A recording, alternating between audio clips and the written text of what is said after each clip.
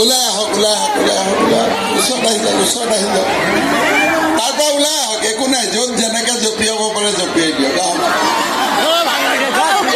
আহি যাওক, আহি যাওক, আহি যাওক, বাইদেউ ইমান দূৰত থাকিব নালাগে, ওচৰত চবফালে আহি যাওক। অলপ অলপ বাঁহটো অলপ লুজ কৰি দিয়ক, বাঁহটো অলপ লুজ কৰি দিয়ক।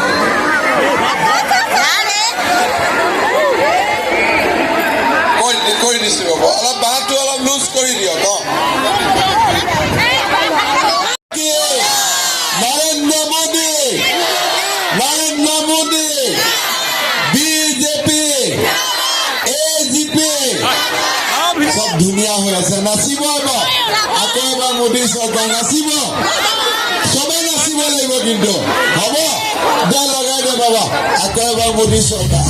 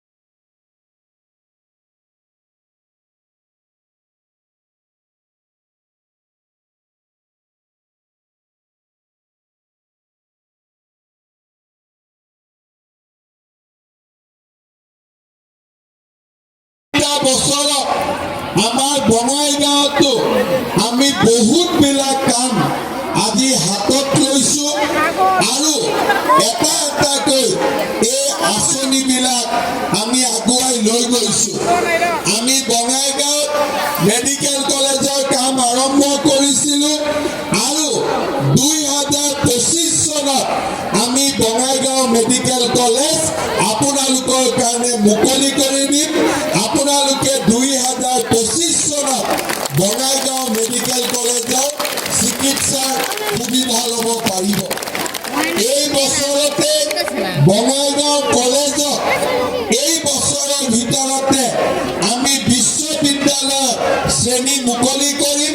এতিয়া আপোনালোকৰ কলেজে গুৱাহাটী ইউনিভাৰ্চিটিৰ অধীনত থাকিব নালাগে, বঙাইগাঁও বিশ্ববিদ্যালয়ৰ অধীনতে থাকি আমি বঙাইগাঁও উচ্চ শিক্ষাত আমি আগুৱাই লৈ যাব পাৰিম।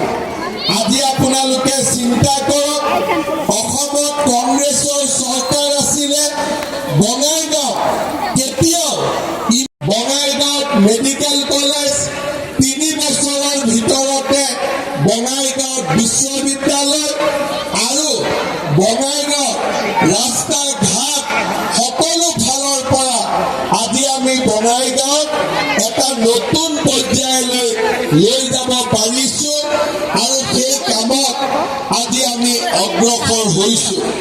শ্ৰদ্ধাৰ ৰাইজ, আমাৰ অসমত 60 বছৰ কংগ্ৰেছৰ চৰকাৰ আছিলে। যোৱা 15 বছৰ কংগ্ৰেছে আমাৰ দেশখন, ৰাজ্যখন একেলগে শাসন কৰিছিলে। কংগ্ৰেছে আমাক কি দিছিলে? কোনো মেডিকেল কলেজ নাই, কোনো ইউনিভাৰ্চিটি নাই, কোনো চৰকাৰী চাকৰি নাই। কংগ্ৰেছে আমাক কি দিছিলে? ধুতি, লুঙি, সূতা, আঁঠুৱা আৰু কম্বল, হয়নে নহয়? কংগ্ৰেছৰ মিটিং মানে ধুতি আৰু লুঙি বিলোৱা মিটিং, কংগ্ৰেছৰ মিটিং মানে সূতা আৰু কম্বল বিলোৱা মিটিং, আঁঠুৱা বিলোৱা মিটিং। আমাৰ পূজা, দুৰ্গা পূজাত পূজাৰীয়ে পঞ্চমৃত খুৱাই মাক, তেনেকে কংগ্ৰেছৰ পঞ্চমৃত কি আছিলে? লুঙি, ধুতি, সূতা, আঁঠুৱা আৰু কম্বল। মনত থাকিল নে? 5টা হ'ল কম্বল,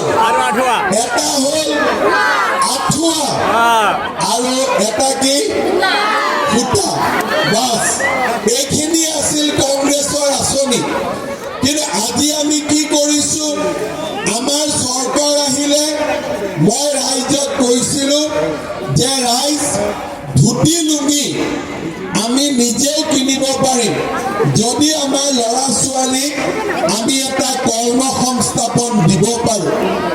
মই ৰাইজক কৈছিলোঁ যে ৰাইজ যদি বিজেপিৰ চৰকাৰ হয় আমি 1 লাখ ল'ৰা ছোৱালীক চৰকাৰী চাকৰি দিম। মোক কোনেও বিশ্বাস কৰা নাছিলে হলেই বা আমাৰ ল'ৰাই চাকৰি পাবনে ঘোষ দি পেলাইহে চাকৰি ল'ব লাগিব।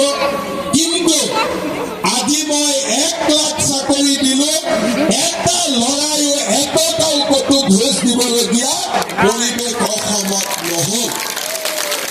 কোনো ল'ৰাই ঘোষ দিব নালাগে। চৰকাৰী চাকৰি এতিয়া দুখীয়া মানুহৰ হাতৰ মুঠিত। এইবাৰ 1 লাখ চাকৰি দি একো বুজি নাপায় খালি লুঙি ধুতি। এতিয়া মই এইবাৰ ঠিক কৰিছোঁ যে আমাৰ এই যে 1250 টকা কিছুমান মহিলাই পায় কিছুমানে নাপায়। এইবাৰ মই সিদ্ধান্ত লৈছোঁ যে প্ৰত্যেক ঘৰতে আমি এটাকৈ অৰুণোদয় দিম।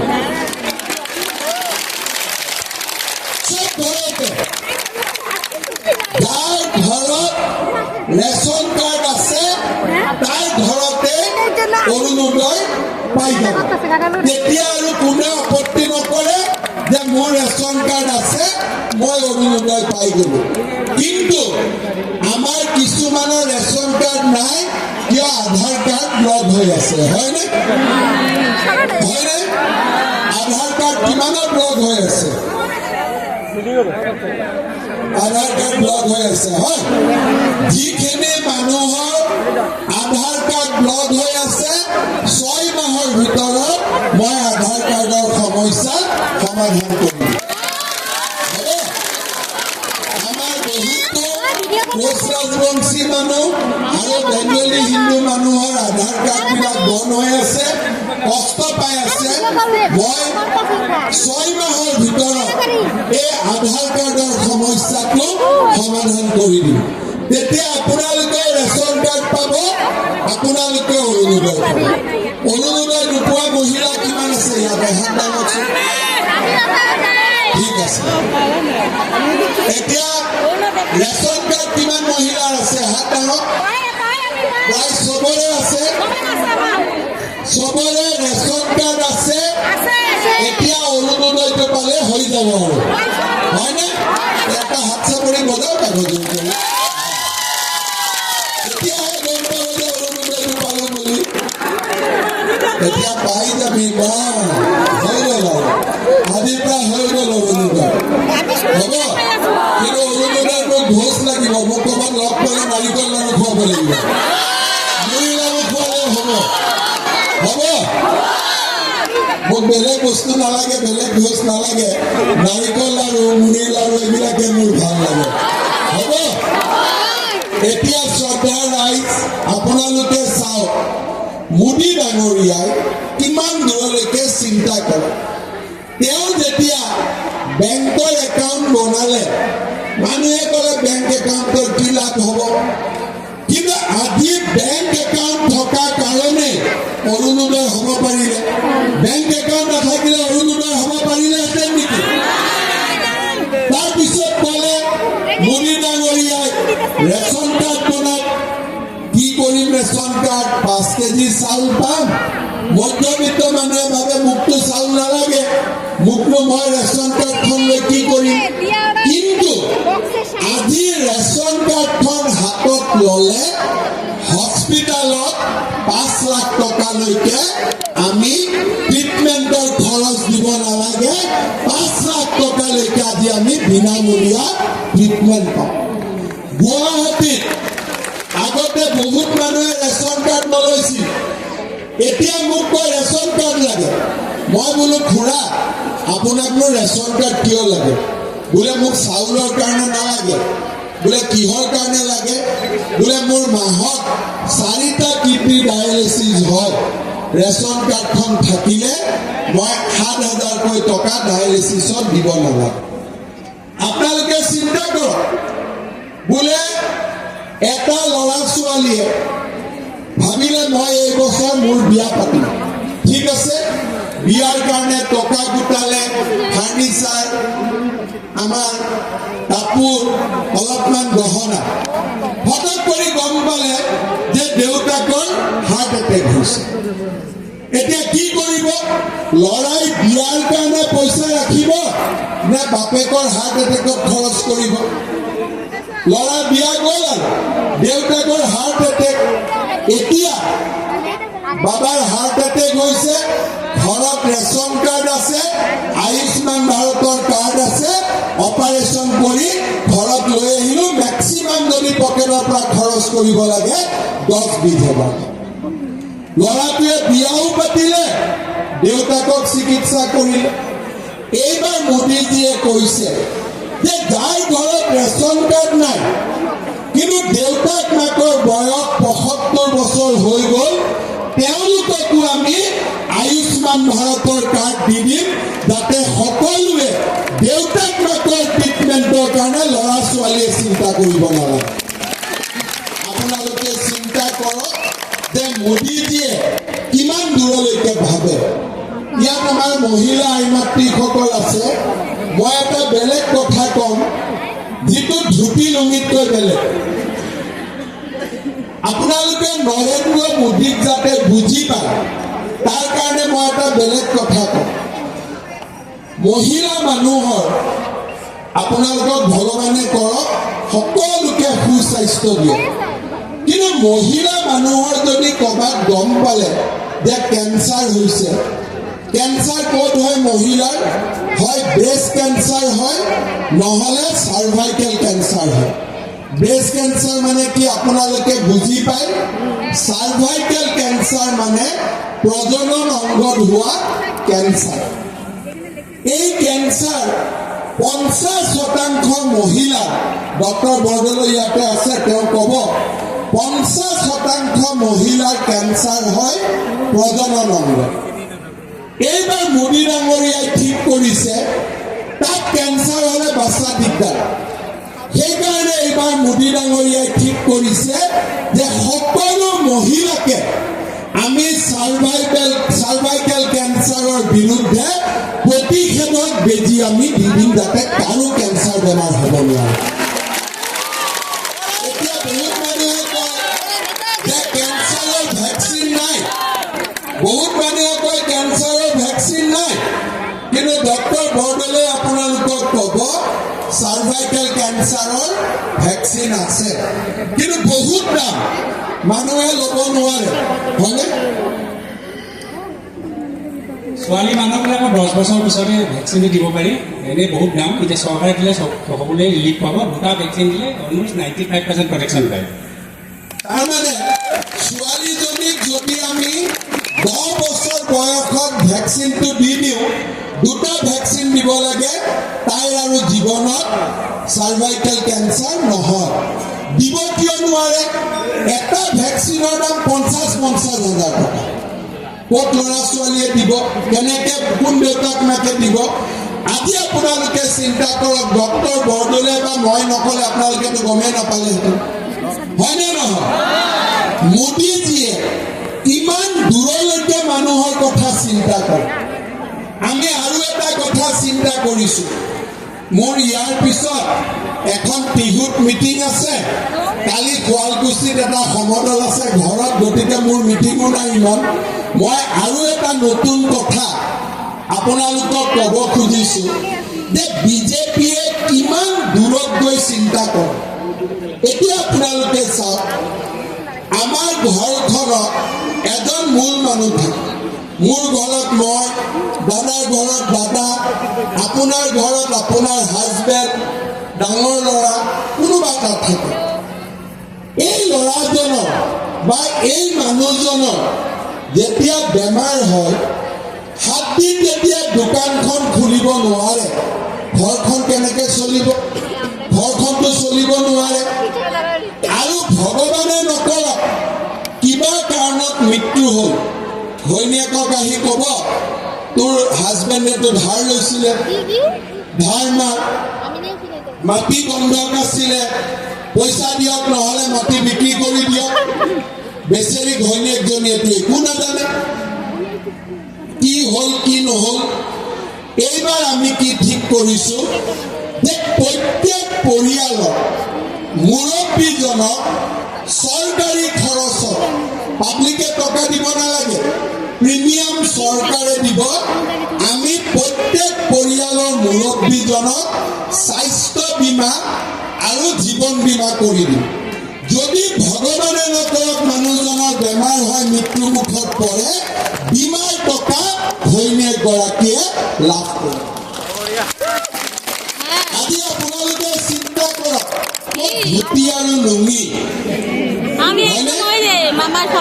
চৰকাৰী চাকৰি 2 লাখ টকা চাৰ্ভাইকেল কেঞ্চাৰৰ প্ৰতিষেধক আমি কিমান দূৰত আগুৱাই লৈ গৈ আছো আমাৰ অসমখনত লাখপতি বাইদেউ ফৰ্ম কিমানে ফিল আপ কৰিছে ঠিক আছে আমি একদম চবেই কৰিছে গাঁৱততো চবেই কৰিছে টাউনত বা কিমানে কৰিছে ঠিক আছে হা ফৰ্ম নতুন কৰে আবাৰ হবে 1 মাস পৰে হবে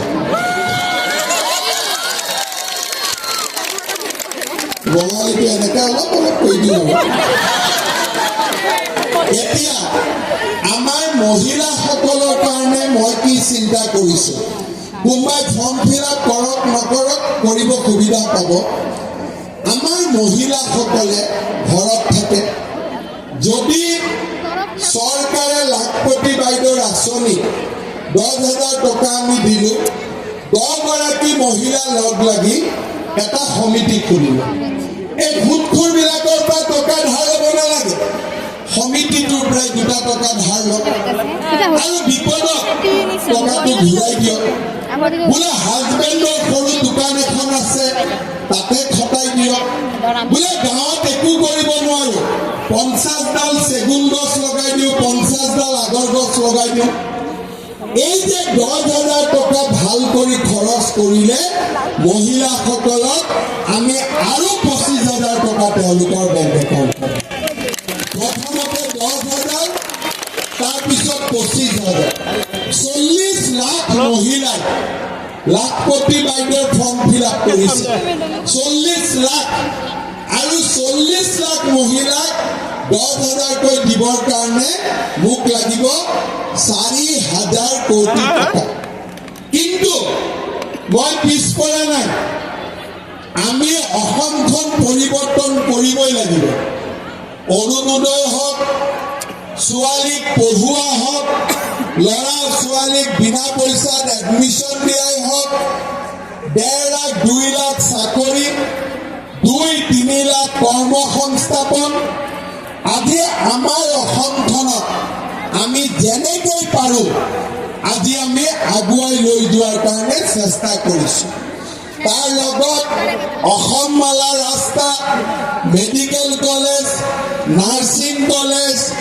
ডেণ্টেল কলেজ আমি একো বাদ দিয়া নাই এতিয়া যে বঙাইগাঁৱত মেডিকেল কলেজ হৈছে মেডিকেল কলেজ হোৱাৰ লগে লগে ইয়াতে আমি এখন BSc নাৰ্ছিং কলেজো লগতে কৰোঁ যাতে আমাৰ ছোৱালীবিলাকে ইয়াতে BSc নাৰ্ছিঙো পঢ়িব পাৰে তাৰমানে আমি যি কামত লাগো আমি লাগি থাকোঁ দেশখন আগুৱাই যাব লাগিব আমাৰ অসমখন আগুৱাই যাব লাগিব এই ইলেকশ্যনত নৰেন্দ্ৰ মোদী ডাঙৰীয়াক আপোনালোকে ভোট দিয়ক মোদী ডাঙৰীয়াৰ বিষয়ে আপোনালোক সকলোৱে জানে তেওঁ 27 বাৰ অসমলৈ আহিছে অসমৰ গামোচাখন তেওঁ বিহুৱান হিচাপে ডিঙিত ৰাখে তেওঁৰ সমান অসমত ভাল পোৱা প্ৰধানমন্ত্ৰী আজিলৈকে আমি কোনেও পোৱা নাই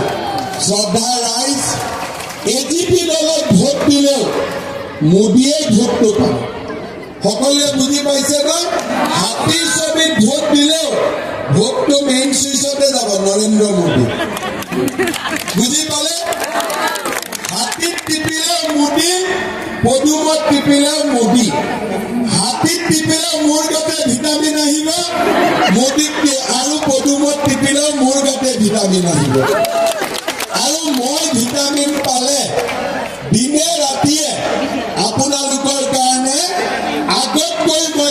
কষ্ট কৰিব পাৰিম মোদীজীৰ সহায় আশীৰ্বাদত দিনে ৰাতিয়ে আপোনালোকৰ কাৰণে কাম কৰোঁ সকলোৱে হাতীৰ ছবিত ভোট দিব নহয় ডাঙৰকৈ ক'ব লাগিব দিব নহয় সকলোৱে দিব এতিয়া